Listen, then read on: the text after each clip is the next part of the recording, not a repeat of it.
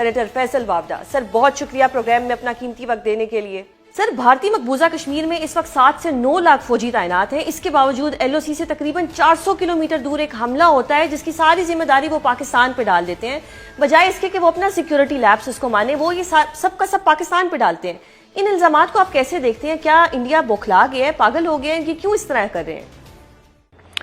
بہت شکریہ سوزن صاحبہ۔ دیکھیں، سب سے پہلے تو یہ کہ یہ گھٹیا اور عجیب سا گھٹیا بلو دا بیلٹ ایک ڈرامہ ہے جو پراپاگینڈا کیا انڈیا نے، اور یہ بڑا عجیب حسین اتفاق ہے کہ کلنٹن کا جب دورہ تھا تب بھی ایسا ہی ڈرامہ کیا گیا تھا، اور اس بار بھی یو ایس ڈیلیگیشن جب وہاں موجود ہے تو یہی ڈرامہ ہو رہا ہے۔ ایٹ دا سیم ٹائم آپ کو یاد رکھنا چاہیے کہ کینیڈا میں انڈین قتل و غارت ایکسپوز ہو گیا ہے، کینیڈین پرائم منسٹر یہ بات کہہ رہا ہے، میں نہیں کہہ رہا۔ امریکہ میں انہوں نے قتل و غارت کا اٹیمپٹ کیا ہے، امریکہ بول رہا ہے، 24 پاکستانیوں کا ہے، ہم بول رہے ہیں، تو ان کے پاس کوئی فیس تو ہے نہیں چھپانے کے لیے، اب یہ اوچھے اٹکنڈوں پہ آ گئے۔ بٹ ہیونگ سیڈ دیٹ، انہوں نے اس پورے پراپاگینڈا کے اندر سب سے زیادہ ڈیمیج جو کیا ہے وہ اپنی ہی فوج کو کر دیا ہے۔ تو میرے لیے تو انڈین فوج ان کے حساب سے ایک لوسی فوج ہے، ایک ڈیڈ ہارس ہے، ایک تھرڈ کلاس فورس ہے جس کی 8 لاکھ کی پریزنس ہو، 400 کلومیٹر کا فاصلہ ہو، ٹورسٹ اسپاٹ ہو، اس میں آ کے دہشت گردی ہو بھی گئی، وہ کر کے چلے بھی گئے، اور یہ کیا گھاس کھا رہے تھے۔ تو اگر اتنی گھٹیا اور لوسی ان کی فوج ہے جو انڈین میڈیا خود بتا رہا ہے، تو میں تو اس کا کچھ نہیں کر سکتا۔ اب اگر ہم تو دیکھیں کنڈیم کرتے ہیں، ہم مذمت کرتے ہیں ایسے کسی بھی دہشت گردی کے انسیڈنٹ کو، چاہے وہ انڈیا میں ہو، کسی اور مذہب میں ہو، کسی اور ملک میں ہو، کسی رنگ اور نسل میں ہو، ہم اس کی مذمت کرتے ہیں اور ہم جنگ نہیں چاہتے، لیکن ہم پہ مسلط کی گئی اس ڈرامے کے تحت تو ہم اس کا ٹھوک بجا کے جواب دیں گے۔ اب میں آپ کو جو خبر دے رہا ہوں وہ یہ دے رہا ہوں کہ میں آپ کو کلیئرٹی دے رہا ہوں ایک چیز کی، اگر پانی کے اوپر ڈرامہ ہوا اور انڈیا نے ذرا سی موو پانی کے اوپر کی تو ہم پہلا اٹیک ہم لانچ کریں گے، پاکستان لانچ کرے گا۔ اس میں دو رائے نہیں ہونی چاہیے، نمبر 1۔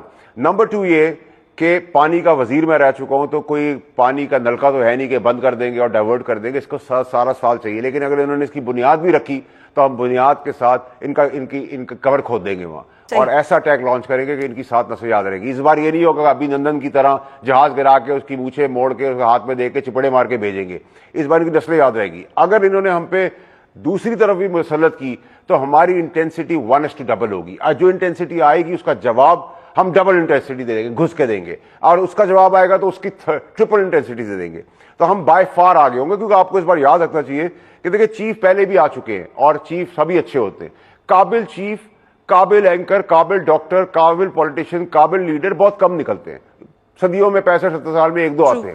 یہ قابل آرمی چیف ہے جو اکنامکل فرنٹ میں بھی کام کر رہا ہے، جو ڈیموکریٹک فرنٹ میں بھی کام کر رہا ہے، جو ویسٹ میں بھی کام کر رہا ہے، جو پروجیکٹس کے اندر بھی کام کر رہا ہے، انویسٹمنٹ میں بھی کام کر رہا ہے، بارڈرز میں بھی کام کر رہا ہے، دہشت گردی کے لیے بھی کام کر رہا ہے۔ یہ بڑا clear headed, well planned, well timed, confident, persistent, focused, targeted, achiever, go getter قسم کا چیف ہے۔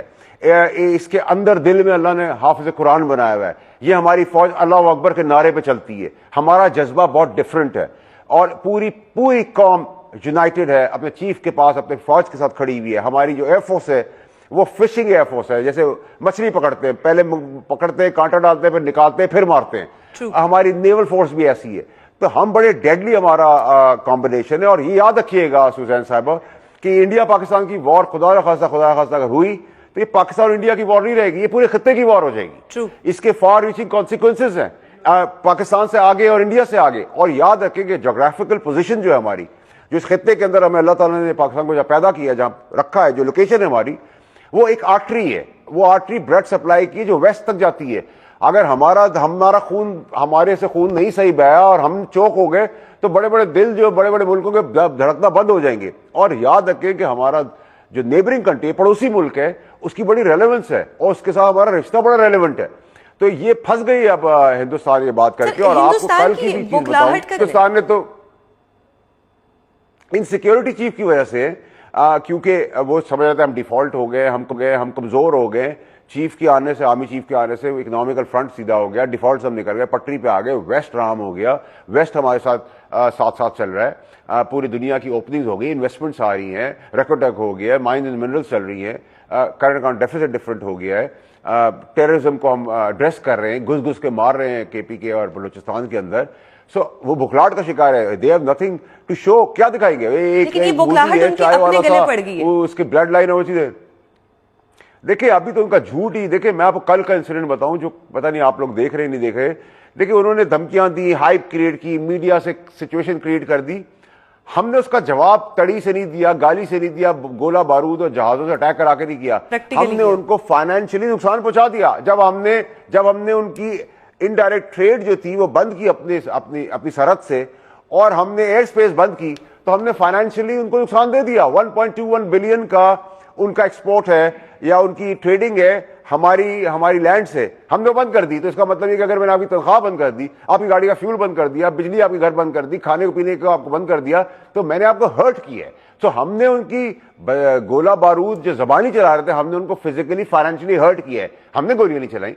तो that's a very smart persistent move from the army chief, जो हमें अप्रिशिएट करनी चाहिए। तो एक इंटेलिजेंट आदमी भी है, एक सब्जेक्टिव भी है, ऑब्जेक्टिव भी है, फोर्स भी है, एग्जीक्यूशन भी है, प्लान ऑफ एक्शन भी है, डिजाइन भी है, कॉन्फिडेंस भी है, करेज भी है, ब्रेवरी भी है, कॉम की इंडोर्समेंट भी है, फोकस्ड भी है, टारगेटेड भी है, गो गेटर भी है, अचीवर भी है। So what to worry and why to worry. दुरुस्त सर, अगर खुदा ना खास्ता कोई वॉर होती है तो ये न्यूक्लियर वॉर होगी या सिंपल कोई वॉर होगी, किस तरह से देखते हैं अगर खुदा ना खास्ता ऐसा होता है, क्योंकि पाकिस्तान तो तैयार है इनको जवाब देने के लिए? देखिए हम मक्खी को तोप से तो नहीं मारते, या मच्छर को हम तोप से तो शिकार नहीं करेंगे। तो मैं तो नहीं समझ रहा कि उस इंटेंसिटी तक जाएगी, क्योंकि अगर उस इंटेंसिटी तक गई तो फिर ये इंडिया पाकिस्तान की वॉर इस खित्ते तक नहीं रहेगी, पूरी दुनिया तक चली जाएगी। इसमें जो एक इंपॉर्टेंट चीज है वो जो मेरा प्रपोजिशन है, प्रपोजल भी है कि देखिए इस टाइम पे काश काश काश काश हमारे पास कोई एक जमहूरी लीडर भी आर्मी चीफ की शक्ल का होता।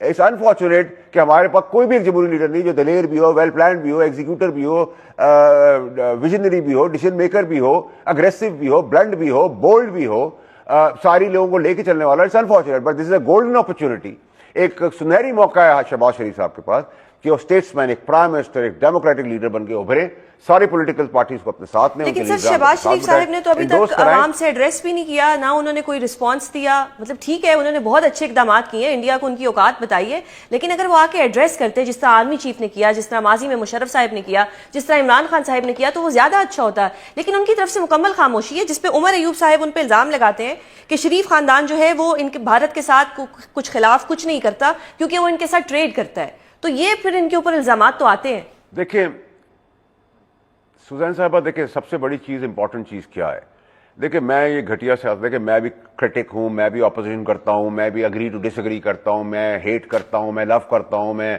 कॉम्पिटेंट बोलता हूं, किसी को इनकॉम्पिटेंट बोलता हूं, क्रिटिसिज्म करता हूं, बट ये सियासत का टाइम नहीं है। We stand united for one cause, that's Pakistan. ठीक है, नंबर वन। अब आप ये कहें वो हिंदुस्तान का यार है और इमरान खान को निकालेंगे तो हार पहनाएंगे तो प्राइम मिनिस्टरशिप पे बिठाएंगे तो फिर आगे बात चलेगी वरना हम खत्म हो जाएंगे, इस तरह की इररिस्पॉन्सिबल और इनसेंसिटिव सियासत का भी टाइम नहीं, हम कर लेंगे। ये हमारे घर का मामला है, हम किससे अग्री करते हैं, किससे डिसएग्री करते हैं। 9 मई के अंदर मैंने गुनाह किया, मैंने आग लगाई, मुझे फांसी भी चढ़ा दे, आइन भी है, कानून भी है, कोई प्रॉब्लम नहीं है। बट अभी जब हमारे घर के ऊपर कोई दूसरी आंख से देख रहा है, मैली आंख से कोई पराया देख रहा है, तो हम सब साथ हैं। सो अगर मेरी आपके साथ डिसएग्रीमेंट है और मैं आपको पसंद नहीं करता और मैं आपका जानी दुश्मन हूं, बट अगर मैं एथिकल आदमी हूं और आपकी फैमिली गुजर जाए और उसकी गाड़ी पंचर हो जाए मिसाल के तौर पे, तो मैं अपनी गाड़ी से उतर के उनको गाड़ी दे दूंगा और मैं एक्सपेक्ट भी नहीं करता हूं।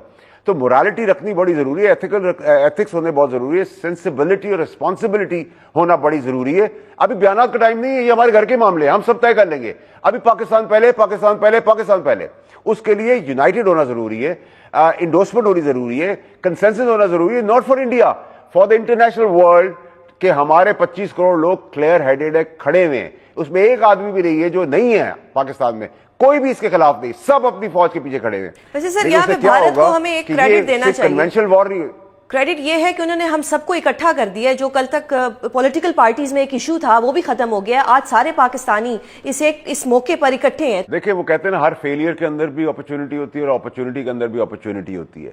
But at the same time मैं वही कह रहा हूं कि देखिए जो आपकी जंगें होती हैं, झगड़े होते हैं, लड़ाइयां होती हैं, वो सिर्फ कन्वेंशनल नहीं होती कि जहाज उड़ेगा, गोला मारेगा, रॉकेट चलेगा, न्यूक्स चलेंगे, बंदूकें चलेगी, सोल्जर। ये मोरालिटी की जंग होती है, ये इंप्रेशन की जंग होती है, ये परसेप्शन की जंग होती है, इंडोर्समेंट की जंग होती है, यूनिटी की जंग होती है, नर्व्स की जंग होती है, असाब की जंग होती है।